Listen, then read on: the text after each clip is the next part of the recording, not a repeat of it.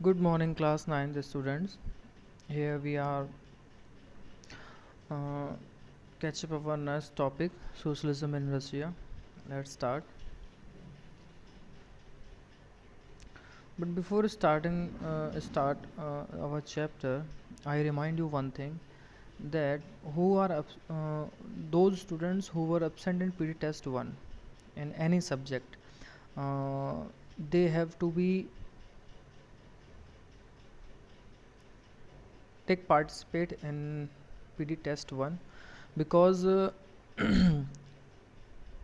I think tomorrow on Saturday आप सब लोगों को लिंक भेजने की तैयारी है और उनका टेस्ट लेने की तैयारी है जो बच्चे एब्सेंट थे। ठीक है, those who are absent in PD test 1 will have to be appear in PD test 1 once again. उनको ये सिर्फ एक लास्ट चांस है उनका टेस्ट कंडक्ट कराने का, इसके बाद उनको कोई चांस नहीं दिया जाएगा। ये चीज़ आप अच्छे से थोड़ा ध्यान रखें क्योंकि किसी भी मतलब वजह से प्रॉब्लम की वजह से अगर आप टेस्ट नहीं दे पाए थे किसी भी सब्जेक्ट का तो आज ग्रुप क्रिएट हो जाएगा बेटा। ये आज एक एक अलग ग्रुप होगा 9th क्लास का जिसमें वो सारे एब्सेंट बच्चों का नंबर ऐड किया जाएगा। तो आप में से जिस किसी ने भी अगर टेस्ट नहीं दिया है तो आप प्लीज़ मुझे मैसेज ज़रूर करें और मुझे बताएं, क्योंकि वैसे तो मेरे पास लिस्ट आ जाएगी सारे सब्जेक्ट की, बट फिर भी अगर आप में से किसी का रह गया हो या नेम ना आया हो आप देख लें उस चीज़ को, आप मुझे कांटेक्ट कर लें आफ्टर 2 PM, मैसेज कर दीजिएगा। क्योंकि बेटा वो चीज़ें आपकी होना बहुत ज़रूरी हैं, वो रिज़ल्ट आपके लिए होना बहुत ज़रूरी है, वो आपके रिपोर्ट कार्ड में ऐड होगा। एंड आफ्टर दैट आपकी जो मैप क्लास है, मैप क्लास के लिए हमने बोल दिया है कि वो मैप क्लास आपकी मंडे से हम स्टार्ट करने वाले हैं। तो आप काइंडली मैप बुक परचेज़ ही कर लें, बेहतर रहेगा। और मैप बुक परचेज़ करेंगे तो अच्छा है। और अगर आप किसी 9th जो आपके सीनियर हैं जो इस टाइम 10th में हैं, अगर उनकी 9th क्लास की बुक मिल जाती है दैट्स वेरी गुड ऑल्सो। और बस आपको एक मैप बैग लेना ज़रूरी है 9th क्लास का, वो मैंने लिंक भी भेज दिया था। अगर आप मंगाते हैं नहीं मंगाते हैं वो आपका प्रॉब्लम होगा, क्योंकि जो इस बार PD2 होगा उसमें बेटा आपका मैप वर्क ज़रूर आएगा, इस बात का आप ध्यान रख लें। मैप वर्क आएगा और वो कम से कम 6 मार्क्स का हो। तो आप इस चीज़ के लिए फिर नहीं कह सकते कि वो चीज़ हमें बताई नहीं, ऑलरेडी काफ़ी दिन हो गए इस चीज़ को बोलते हुए और कहते हुए। तो आप ज़रा इस चीज़ को थोड़ा सा ध्यान रखें। Okay, let's start the topic. हम स्टार्ट करेंगे कि सोशलिज्म इन रशिया, रशिया में सोशलिज्म किस तरह से आगे आया। All political parties were illegal in Russia before 1914। 1914 से पहले रशिया में सारी पॉलिटिकल पार्टीज़ इलीगल थी, मतलब बैन कर रखा था, उनको फॉर्म करने का अधिकार नहीं था, वो किसी भी इलेक्शंस में फ़ाइट नहीं कर सकते। The Russian social democratic workers party was founded in 1898। ये पहली इस तरह की social democratic workers party. Most of the लोग इंडस्ट्रियल वर्कर हैं, एग्रीकल्चर से जुड़े हुए पीजेंट्स हैं, और इस तरह से इंडस्ट्रियल वर्कर और पीजेंट मिल के अपना एक फॉर्म कर रहे हैं पार्टी, उसमें ज़्यादातर इन्हीं लोग का नंबर है। बाय सोशलिस्ट, अच्छा ये पार्टी भी सोशलिस्ट लोगों ने रिप्रेजेंट की, हु रिस्पेक्टेड मार्क्स आइडिया, जिन लोगों ने मार्क्स के आइडिया को माना। मार्क्स का आइडिया याद है आपको? मार्क्स कहते थे कि जो प्रोड्यूस करने वाला है, वर्कर है, मज़दूर है, पीजेंट है, प्रॉपर्टी उनके हाथ में जानी चाहिए, वो उसके लिए स्ट्रगल करें, और ये जो फ्यूचर वाला सोसाइटी होगा वो कम्युनिस्ट सोसाइटी होगा। तो इस चीज़ को सोच के मार्क्स के आइडिया को रिप्रेजेंट करके ये चीज़ स्टार्ट हुई। However because of government policing it had to operate an illegal organisation. लेकिन बात यह कि आपको पता है 1914 से पहले तक बैन था और 1898 में ये इस्टेब्लिश हुई थी, तो गवर्नमेंट ने इन चीज़ों को इलीगल ऑर्गेनाइजेशन की तरह माना था। It set up a newspaper, mobilise worker and organise strikes. अब जब ये पार्टी सेटअप हुई तो अपना अखबार निकाला, वर्कर्स को साथ लिया, इकट्ठा किया और जो हड़ताल थी वो ऑर्गेनाइज करना शुरू कर दिया, स्ट्राइक्स को ऑर्गेनाइज करना शुरू कर दिया, क्योंकि वेजेस को लेके, वर्किंग आवर्स को लेके, लिविंग कंडीशंस को लेके। ओके, इन सारी और ये छोटी छोटी वजह जो थी उनको लेके इन्होंने स्टार्ट कर दिया। Some Russian socialists felt that the Russian peasant custom of dividing land politically made them natural socialist. कुछ रशियन सोशलिस्ट लोगों का मानना है कि जो रशियन किसान हैं, पीजेंट्स हैं, उनके जो तौर तरीके हैं ज़मीन को बांटने के टाइम टाइम पे, ये अब जो है उन्होंने इसे नेचुरल सोशलिस्ट बना दिया है कि उनके पास ज़मीन रखी गई, उनके पास नहीं रखी गई, बहुत सारे लोगों को बेघर कर दिया, they become to be landless peasant और वर्कर। तो उस तरह से कहते हैं कि नेचुरल सोशलिस्ट बनते चले गए वहाँ पे। So peasants not worker would be the main force of the revolution. तो कहा जाए कि पीजेंट्स और वर्कर्स जो हैं वो मेन फोर्स हैं रेवोल्यूशन के, ऐसा नहीं है। And Russia could become socialist more quickly than other countries. और रशिया किसी भी अदर कंट्री से बहुत जल्दी ही सोशलिस्ट थिंकिंग पे चलने लगा, ऐसा हम कह सकते हैं। Socialist were active in the countryside along the late 19th century. गांव में बहुत एक्टिव थे सोशलिस्ट पर्सन, खास तौर से लेट 19th सेंचुरी में। They form the socialist revolutionary party इन 1900। फिर एक दूसरी पार्टी बनाई, मतलब उस टाइम पे सोशलिस्ट रिवोल्यूशनरी पार्टी 1900 में। ये कंट्री साइड की बात हो रही है, गांव देहात की बात हो रही है।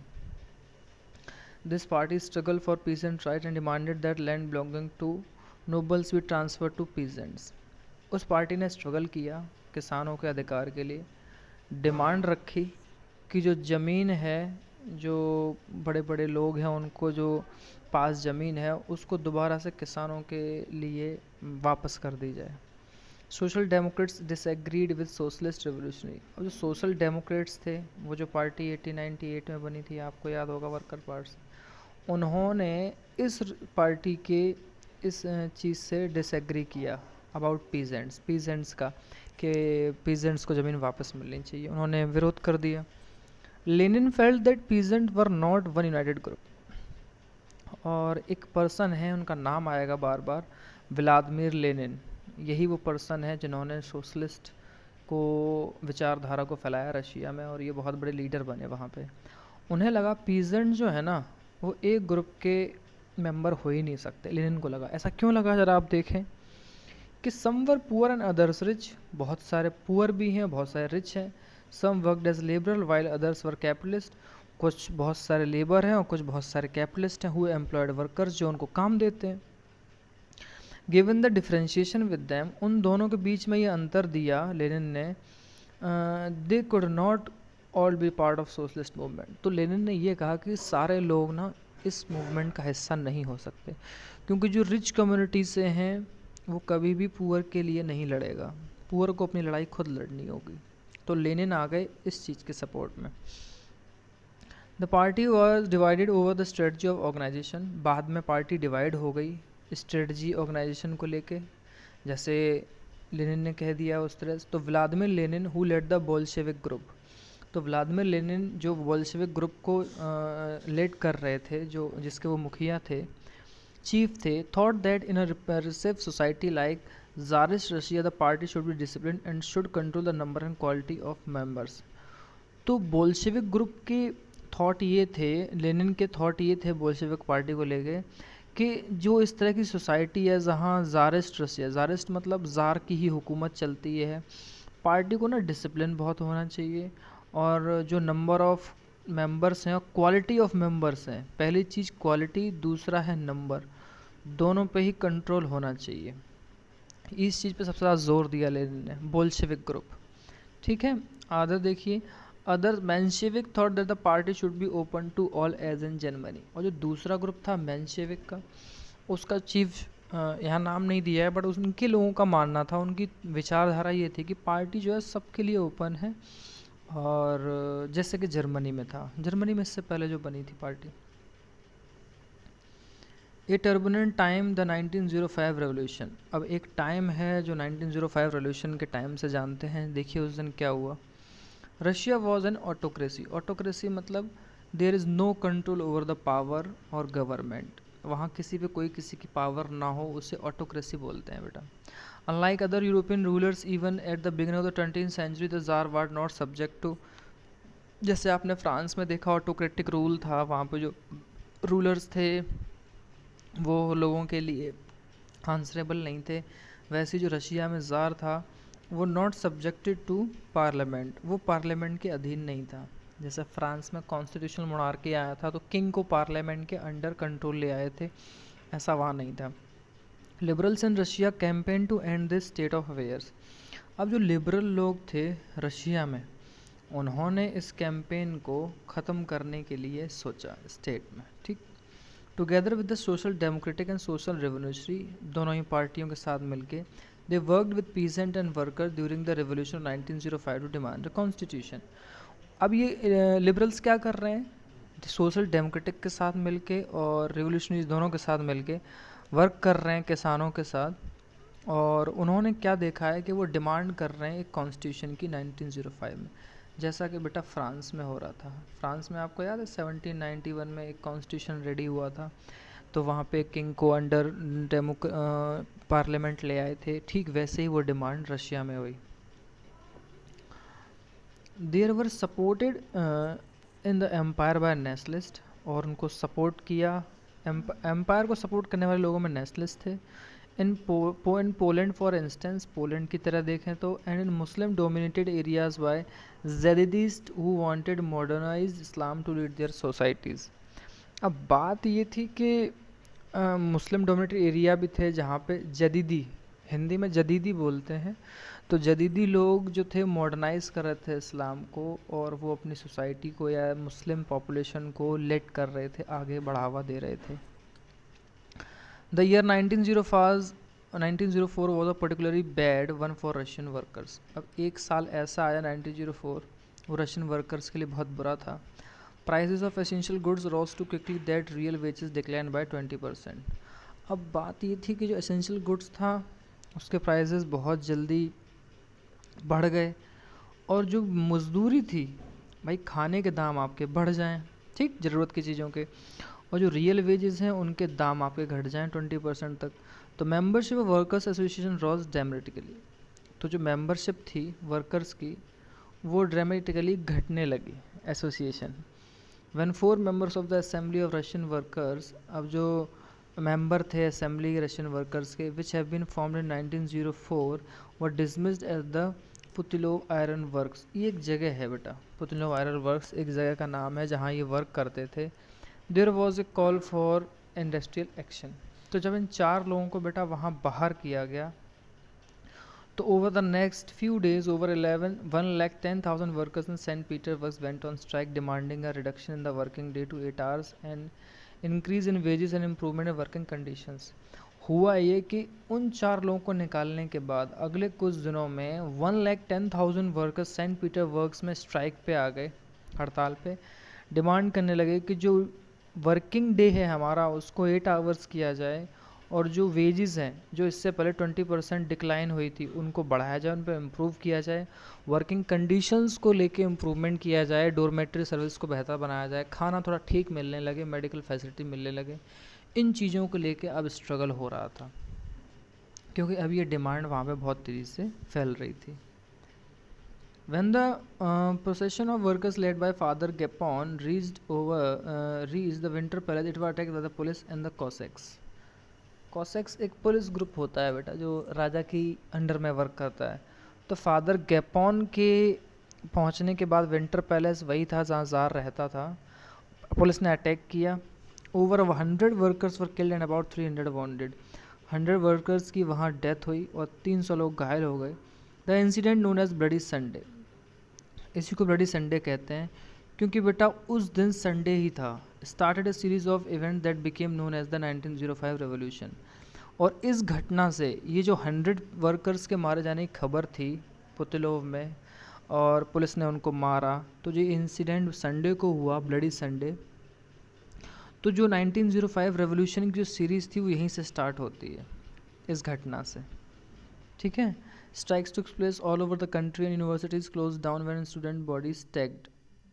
अब जो हड़ताल थी वो पूरी कंट्री में होने लगी और यूनिवर्सिटी को बंद कर दिया गया जहाँ स्टूडेंट की बॉडीज़ को वॉकआउट किया गया और कंप्लेन किया गया सिविल लिबर्टीज़ के ख़िलाफ़ कि हमें हमारे अधिकार नहीं दिए जा रहे हैं। Lawyer, doctor, engineer, other middle class worker को establish the union of union and demanded a constituent assembly. उन्होंने यूनियन ऑफ यूनियंस बनाया जिसमें सभी लोग शामिल होंगे और डिमांड कर दिया कि कॉन्स्टिट्यूशन असेंबली बने। तो ये इतनी सारी रैपिडली इंसिडेंट वहाँ पे होने लगे थे। During the 1905 revolution, the Tsar allowed the creation of an elected consultative parliament or Duma. 1905 का जब रेवोल्यूशन हो रहा था तो ज़ार ने अलाउ किया कि ड्यूमा बनाया जाए। ड्यूमा मतलब इलेक्टेड कंसल्टेटिव पार्लियामेंट, जैसे आज की आपकी और हमारी होती है, उसको ड्यूमा बोला गया। For a brief while during the revolution there exist a large number of trade unions and factory communities made up of factory workers. और अगर कहना चाहेंगे रेवोल्यूशन में टाइम पे बहुत सारे large number of trade union भी आ चुके थे, फैक्ट्री कमेटीज़ भी बन चुकी थी जो कि फैक्ट्री वर्कर्स ने मिलके बनाई थी। यानी कि वहाँ पे यूनियनली कॉन्स्टिट्यूशन के लिए वर्क होने लगा था। After 1905 most communities and union work unofficially since they were declared illegal. अब 1905 का बात कहा के आ गया कि जो कम्युनिटी यूनियंस हैं इनको इलीगल बना दिया ज़ार ने। Severe restrictions were placed on political activity, जितनी भी पॉलिटिकल एक्टिविटी हो रही थी उन पर रिस्ट्रिक्शंस डाल दिए गए। The tsar dismiss the first Duma within 75 days. और जो इतने सारे लोगों ने डिमांड किया था पार्लियामेंट के लिए तो ज़ार ने 75 डे में इसको ख़त्म कर दिया। And reelected the second Duma within 3 months, और री इलेक्ट कर दिया दूसरी ड्यूमा को 3 मंथ में। He did not want any questioning of his authority और any reduction in his power. वो नहीं चाहता था कि कोई उससे क्वेश्चन करे, जैसे आज के टाइम में इंडिया में पीएम से कोई क्वेश्चन ना करे, और अपनी अथॉरिटी और पावर में कोई कमी नहीं करना चाहता था, reduction. He change the voting laws and pact with third Duma, और उसने वोटिंग करने के तरीक़ों को बदल दिया। थर्ड ड्यूमा के साथ भी इस तरह से ही उसने बना के उसको अपनी फेवर में किया विद कंजर्वेटिव पॉलिटिशियन। और थर्ड ड्यूमा में कंजर्वेटिव पॉलिटिशियन जो मोनार्की को पसंद करते हैं उन लोगों को रख दिया। Liberals and revolutionaries were kept out, और जो लिबरल्स लोग थे, रिवोल्यूशन लोग थे, उनको इस चीज़ से बाहर कर दिया गया। Yes, the first world war and the Russian empire. अब हम यहाँ की बात करेंगे। In 1914 war broke out between two European alliances. दो अलायंस थे बेटा यूरोप में, एक था जर्मनी, ऑस्ट्रिया, टर्की का, जिसे सेंट्रल पावर बोलते थे और इसको एक्सेस पावर भी बोलते थे। आप ध्यान रखना, सेंट्रल पावर को भी एक्सेस पावर भी बोलते थे, ठीक। तो इसमें फर्स्ट वर्ल्ड वॉर में जर्मनी, टर्की और ऑस्ट्रिया, और जिसको ऑस्ट्रिया हंगेरियन एम्पायर भी बोलते थे, टर्की को ऑटोमन एम्पायर बोलते थे, सब लोग एक साथ थे। और दूसरी तरफ थे France, Britain and Russia, later Italy and Romania, बाद में इटली और रोमानिया भी इनको ज्वाइन किया। Each country had a global empire, और इन सब के पास अपना ग्लोबल एम्पायर। ग्लोबल मतलब इंग्लैंड वैसे ही दुनिया भर के कई स्टेटों पे अपना राज कर रहा था, फ्रांस भी कर रहा था, है ना, और रशिया के पार्ट में बहुत सारे थे। तो इस तरह से सारे लोग कर रहे थे। न्यू वर्ड्स में जदीदी आएगा, रियल वेज आएगा, तो ये आपको नोटबुक में बेटा राइट करने हैं, आप इनका थोड़ा सा ध्यान रखें। Global empire and the war was fought outside Europe as well as Europe, this was the first world war. अब ये पहला वॉर था जो कि यूरोप से बाहर लड़ा जा रहा था, एशिया भी शामिल था इसमें, तो ये पहला, इसीलिए इसको वर्ल्ड वॉर कहते हैं। ये आप देख सकते हैं, ये रशिया की रेड आर्मी है, ये देखिए, Russian soldiers during the first world war, और इसे आप देख सकते हैं, ये इम्पीरियल रशियन आर्मी है जिसको रशियन स्टीम रोलर कहते थे। It was the largest arm force in the world when this army shifted it loyalty and began supporting revolutionary tsarist power collapsed. और ये वही आर्मी है जो दुनिया में सबसे बड़ी थी उस टाइम, और अपनी वफादारी और अपने स्ट्रगल के लिए जानी जाती है। और इन लोगों ने बाद में जो रेवोल्यूशनरी पर्सन थे उनको सपोर्ट भी किया, और ज़ार की पावर वहाँ से कोलैप्स्ड हो गई थी। ये वही आर्मी है, इम्पीरियल रशियन आर्मी इसको कहते हैं। ये उस टाइम का फ़ोटो है जो ये लोग उस टाइम लड़ रहे थे। बहुत सारी संख्या में इस तरह के फ़ोटोज़ मिलेंगे आपको। In Russia the war was initially popular and people rallied about tsar Nicholas second. अंदर की बात की जाए तो रशिया में जो वॉर था पॉपुलर बहुत हो रहा था, और लोग जो है नारेबाजी और रैली निकाल रहे थे निकोलस सेकंड के ख़िलाफ़। As the war continued the tsar refuse to consult the main party in the Duma. जैसे जैसे वॉर बढ़ता जा रहा था, जार ने मना कर दिया कि वो किसी भी मेन पार्टी के साथ ड्यूमा में कंसल्ट नहीं करेगा, बातचीत करने को तैयार नहीं है। Support war thin, anti German sentiment run high. Anti German sentiment मतलब जर्मनी के खिलाफ गुस्से की जो फीलिंग्स थी उनको बहुत हाई बनाया गया, जैसे कभी कभी इंडिया में चाइना और पाकिस्तान को लेकर बनाया जाता है। As can be seen in the straining renaming of Saint Petersburg as a German name as Petrograd. और वो इसी चीज़ से आप सोच सकते हैं कि सेंट पीटर्सबर्ग एक जर्मन नेम है और उसको बाद में दोबारा बदल के पेट्रोग्राद कहा जा रहा है, जो कि रशियन नेम से मिलता है। सेंटीमेंट इस तरह से हाई थे, जैसे इंडिया में भी होता है, इलाहाबाद को प्रयागराज बना दो, फैजाबाद को अयोध्या बना दो, है ना, ऐसे बहुत सारे शहरों, गुड़गांव गुरुग्राम कर दो, ये इस तरह की चीज़ें हमारे इंडिया में भी होती हैं। The tsarina Alexandra's German origins and poor advisers. अब ज़ार की जो वाइफ थी उसे ज़रीना बोलते थे, एलेक्जेंड्रा जर्मन ओरिजिन। अब उसकी जर्मन ओरिजिन थी, यानी कि राजकुमारी थी ज़ार निकोलस सेकंड की, वो जर्मनी की थी। एंड पुअर एडवाइजर्स स्पेशली है monk call Rasputin made the autocracy unpopular. तो बात ये थी कि ज़रीना की वजह से, क्योंकि वो जर्मन थी, तो और भी हेट बढ़ गया, और कहते हैं कि वो अच्छी एडवाइज़र भी नहीं थी। और एक मॉन्क और था जिसे रेस्पुतिन बोलते हैं, उन्होंने ऑटोक्रेसी को अनपॉपुलर बनाया। कुछ इस तरह के वहाँ पे इंसिडेंट हुए। The first world war on the eastern front differ from the western front. ये ईस्टर्न फ्रंट वेस्टर्न फ्रंट आप इस तरह से समझें कि यूरोप के ईस्टर्न फ्रंट पे जो लड़ाई लड़ी जा रही थी उसमें कुछ जैसे जर्मनी और रशिया और ये सारे कंट्री, पोलैंड लड़ रहे थे। वेस्टर्न फ्रंट की बात की जाए तो फ्रांस, इंग्लैंड और ये सारे कंट्रीज इस तरह से लड़ रहे थे।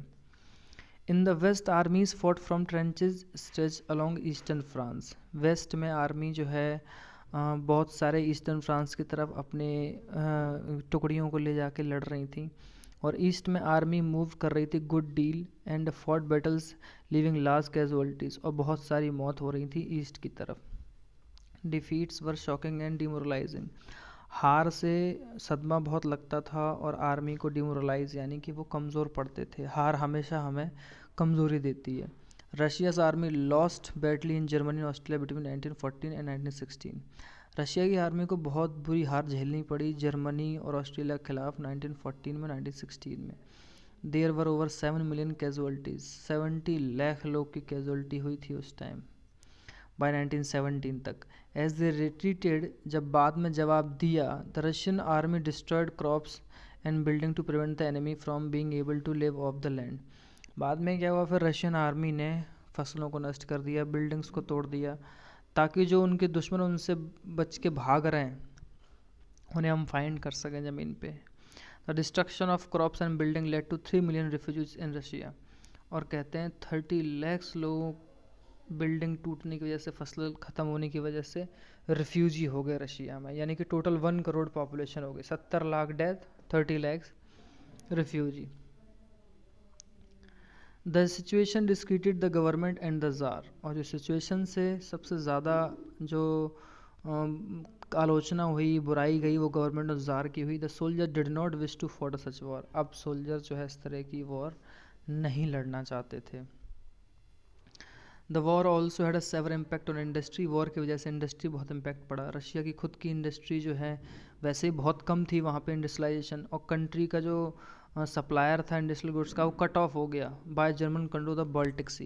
क्योंकि बाल्टिक सी पे जर्मनी का कंट्रोल हो गया तो वहाँ से जो इंडस्ट्रियल गुड्स आता था, सप्लाई होती थी, वो आना बंद हो गई। इंडस्ट्रियल इक्विपमेंट डिसइंटीग्रेटेड मोर रैपिडली इन रशिया। और जो इंडस्ट्रियल इक्विपमेंट थे वो और भी ज़्यादा टूटने लगे, ठीक है, machinery. Then elsewhere in Europe, Europe में सबसे ज़्यादा। By 1916 railway lines began to break down. Railway line टूटने लगी थी। Able bodied man were called up to war. और जो अच्छे खासे स्वस्थ पर्सन थे, लड़के थे, आदमी थे, तो उनको लड़ाई के लिए बुला लिया गया। तो रिज़ल्ट क्या हुआ, there were labour shortage and small workshop producing essential were shut down. तो लेबर की शॉर्टेज हो गई, पहली चीज़ तो ये हुई। और स्मॉल वर्कशॉप जो थी ना, वहाँ पे भी उनके काम को बंद कर दिया, क्योंकि लड़के नहीं थे, मैन नहीं थे, बॉय नहीं थे। Large supply of grain were sent to feed the army. सबसे ज़्यादा अनाज आर्मी को खिलाने पिलाने के लिए भेजा जाता था। लोगों के लिए सिचुएशन बहुत बुरी हो गई, चाहे शहरों में ब्रेड को लेके, फ्लोर को लेके बहुत कमी हो गई लोगों के लिए। और 1916 की विंटर तक आते आते riots at bread shops were common, कि 1916 तक आते आते दंगे तक हो जाया करते थे शॉप्स पे आटे, अनाज और ब्रेड को लेके। इस तरह के हालात वॉर से वहाँ पे क्रिएट हुए थे। तो ये थी रशिया के रिवॉल्यूशन की कहानी। और जो थर्ड चैप्टर आपका होगा the February revolution, Petrograd means Saint Petersburg, वो स्टार्ट करेंगे। और इसके जो क्वेश्चन आंसर्स है वो हम ही आपको भेज देंगे, और अपना वर्क आप 6 PM तक सबमिट जरूर करेंगे बेटा। मैं बुक का आप प्लीज़ थोड़ा सा ध्यान रखें, बार बार मैं आपको याद दिला रहा हूँ, मंडे से वो चीज़ स्टार्ट होगी। और कल सैटरडे को आपका टेस्ट होगा उन एब्सेंट बच्चों का जो किसी भी टेस्ट में, पीडी टेस्ट में शामिल नहीं हुए थे। मान लीजिए किसी का 1 रह गया, 2 रह गया, तो कल उनका वो ग्रुप क्रिएट हो जाएगा, और वो इस तरह से वर्क को आगे बढ़ाना होगा हमें, और आप इस चीज़ को ध्यान रखें। Thank you, have a nice day.